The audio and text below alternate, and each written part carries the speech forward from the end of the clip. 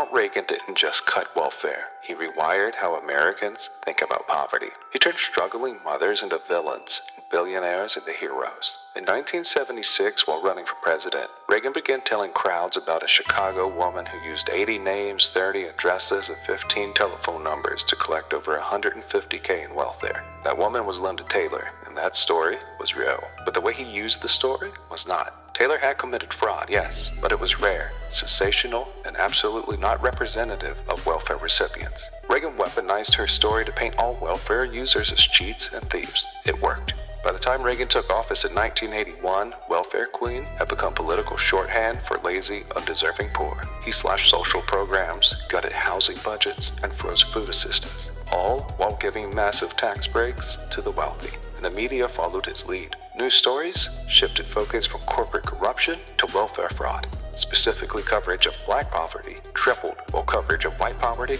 almost disappeared. Not only demonizing the former, but destroying help for the latter. Sociologists later found Reagan's rhetoric racialized welfare permanently. It was the modern-day blueprint for brainwashing the working class to chastise the working class and have the poor rooting for the failure of the poor. Decades later, politicians still use his language. Welfare reform, entitlement abuse, makers versus takers. It taught working people to hate anyone getting help instead of asking why they need help. In the richest country in the world, it turned working class solidarity into suspicion, and it led to the working class hating the working class while worshiping billionaires, the single greatest victory corporate America ever had.